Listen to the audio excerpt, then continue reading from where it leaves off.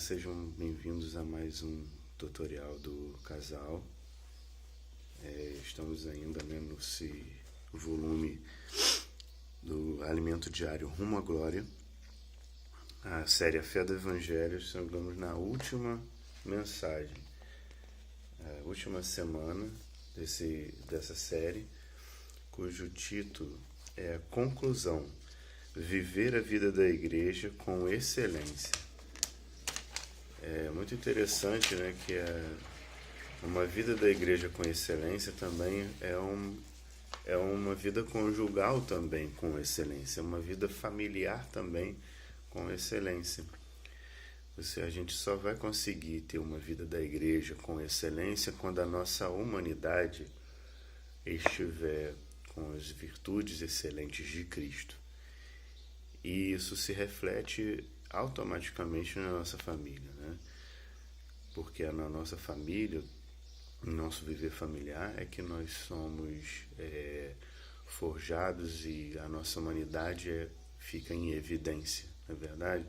Então, quando as virtudes humanas elas são trabalhadas em nós atingimos a excelência. Nós atingimos essa excelência, um relacionamento com excelência. Uma vida da igreja e uma vida familiar com excelência. E aí tem alguns pontos que eu queria abordar, né, com vocês. Na terça-feira dessa semana, fala sobre a questão de conflitos em casa. Ele fala assim: se entre marido e mulher ainda há falta de paz, se entre pais e filhos ainda há conflitos, se entre irmãos a relação parece ser artificial, precisamos perceber que a vontade de Deus é de estabelecer em nosso meio, por meio da cruz de Cristo, a verdadeira paz. E o caminho da ressurreição é simplesmente perdoar. O perdão liberta e traz alegria e leveza ao coração. Por que a gente fica pesado quando acontece essa questão de conflitos na nossa casa? Porque nós somos humanos e a gente não consegue carregar no nosso coração esses sentimentos de mágoa, conflitos, por muito tempo. A nossa alma ela não suporta esse tipo de pressão. Por isso que a gente precisa aprender a perdoar. Uma vez o apóstolo Pedro, né, em Mateus,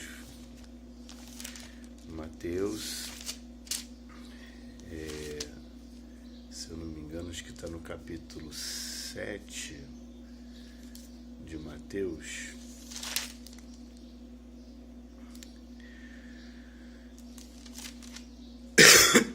Não, minto. Mateus capítulo 18. Pedro, no versículo 21, diz assim: então Pedro, aproximando-se do Senhor Jesus, né, lhe perguntou: Senhor, até quantas vezes meu irmão pecará contra mim que eu lhe perdoe? Até 7 vezes? Respondeu-lhe Jesus: não te digo que até 7 vezes, mas até 70 vezes 7. É uma passagem muito conhecida, né?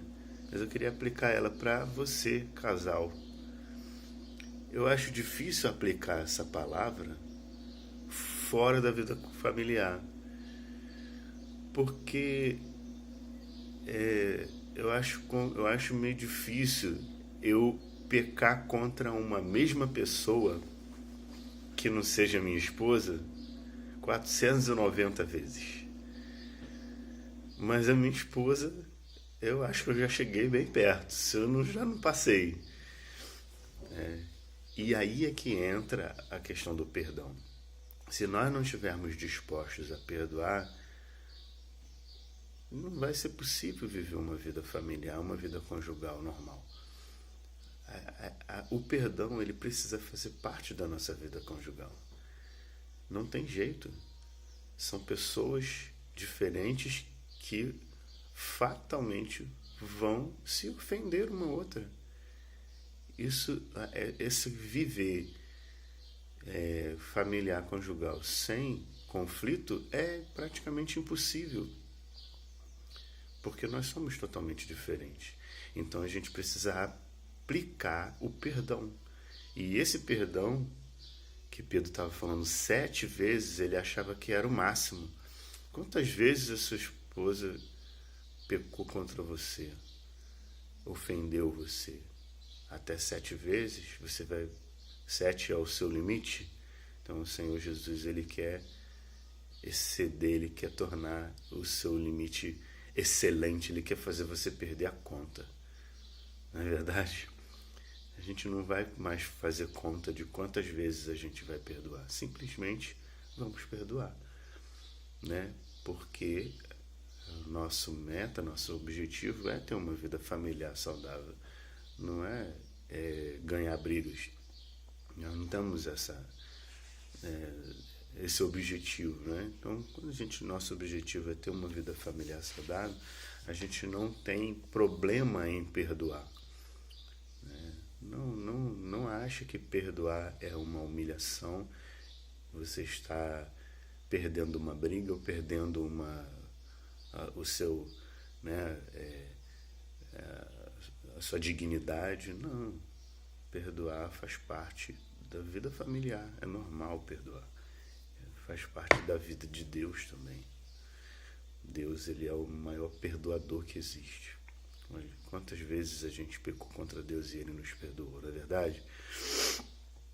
Senhor Jesus. Aí aqui também na terça-feira fala sobre andar juntos com os irmãos. Aqui a palavra prosseguir para o alvo, né? Eu acho muito interessante essa questão de a gente ter um alvo. Quando no vida familiar, na vida conjugal, o marido e a mulher têm alvos diferentes, então é impossível conviver, porque eles vão andar sempre em caminhos opostos. Então, apesar de sermos diferentes, o homem ser muito diferente da mulher, e isso é normal, foi Deus que criou assim, homem diferente da mulher, para eles se completarem, não para eles rivalizarem. Vocês entendem? Então não é uma questão de rivalidade, não. O problema é que muitas das vezes a gente tem metas e alvos diferentes dentro da nossa casa.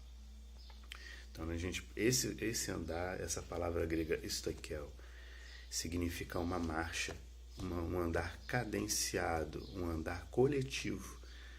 Então nós precisamos prosseguir na vida espiritual, na vida familiar, andando juntos nessa mesma cadência.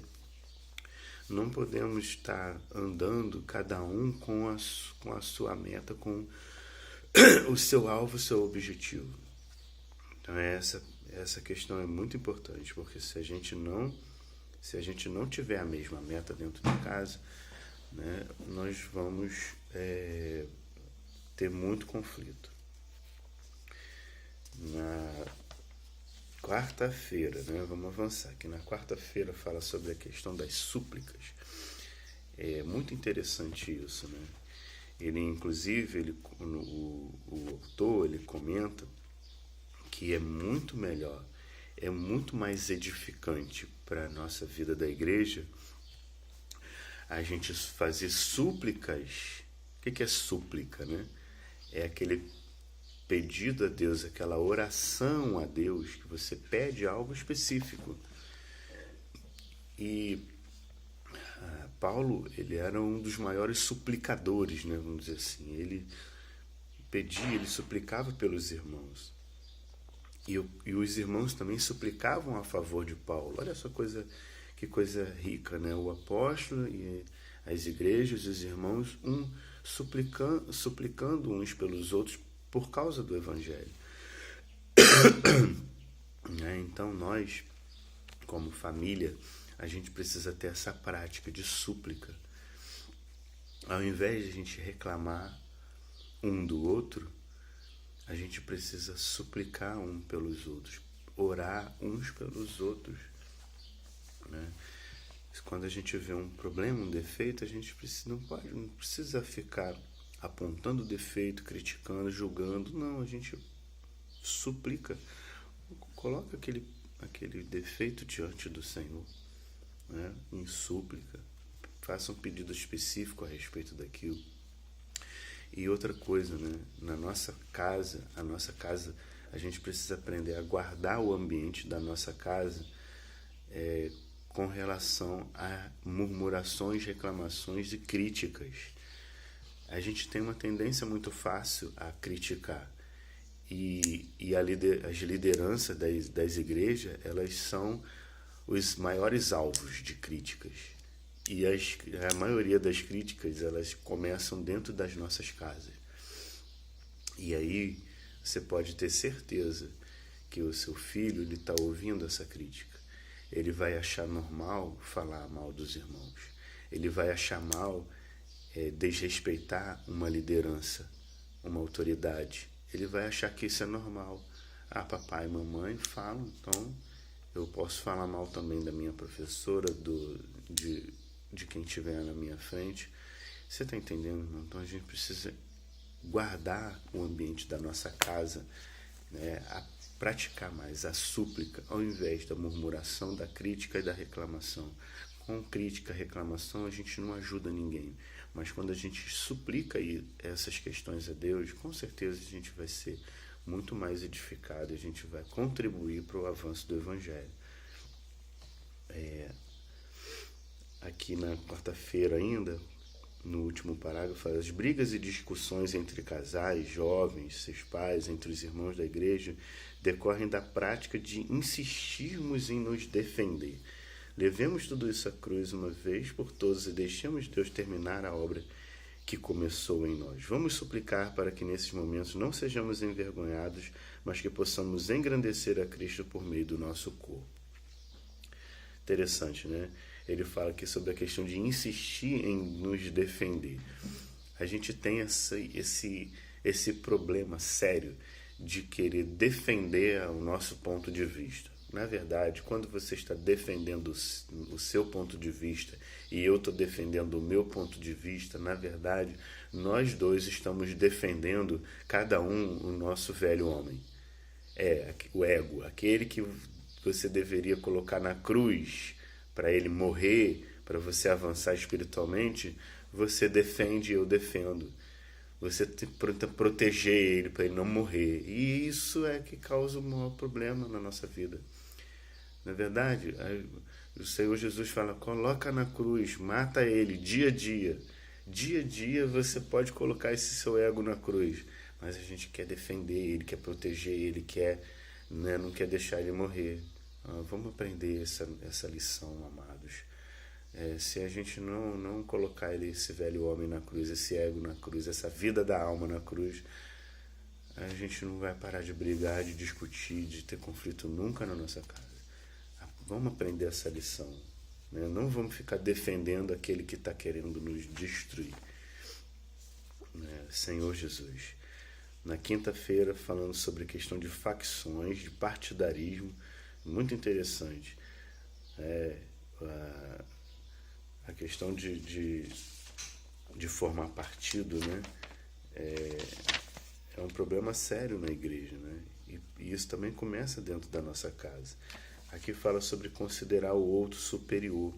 Quando a gente se humilha, a gente considera um cônjuge superior, a gente passa a valorizar mais ele, passa a valorizar mais as qualidades dele e passa a ouvir mais ele, a perceber que o Senhor colocou ele na sua vida, seu cônjuge, para ele completar você e não para ser dois partidos, um contra o outro, né?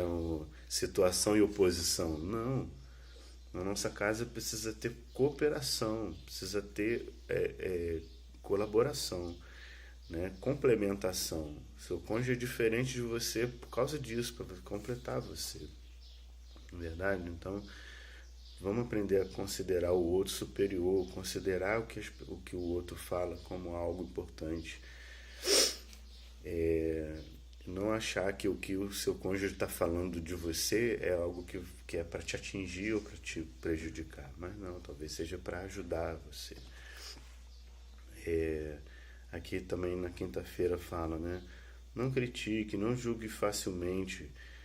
Procure saber a situação e circunstâncias que o seu cônjuge está passando, né? Estou aplicando. Vamos abrir o nosso coração. Aqui está falando sobre a questão da empatia, de você se colocar no lugar dos outros. de você saber o que o seu cônjuge está passando, de você tentar de você procurar saber o que ele está passando no momento, em vez de fazer um julgamento, de fazer uma crítica. Nós vamos aprender. O nosso Senhor Jesus foi o primeiro que praticou, né, a empatia. Ele se colocou no nosso lugar, ele experimentou as nossas dores, ele sabe o que a gente passa, né? E no domingo fala sobre a questão do amor ágape. Puxa, maravilhoso, né? O amor é paciente.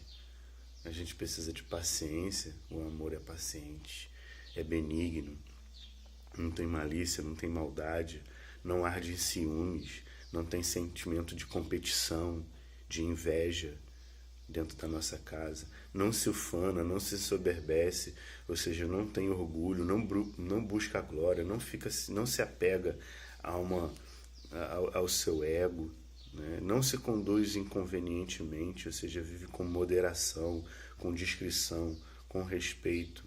Olha como isso a gente precisa dessas virtudes na nossa casa. Não procura seus próprios interesses, né? Ele se doa, ele se coloca no lugar do outro e não exige que o outro faça o mesmo por ele. Isso é o amor. Não se exaspera, ou seja, não perde a calma, não grita com seu cônjuge. Esse é o amor. Não se ressente do mal, ou seja, não fica de mimimi, não fica cultivando raiz de amargura, não fica achando que qualquer coisa vai atingir. Não se alegra com injustiça. Não deseja o mal do próximo. Tudo sofre, tudo crê, tudo espera, tudo suporta. Esse é o amor ágape, é a virtude que todos nós precisamos para ter uma vida familiar com excelência. Jesus é o Senhor.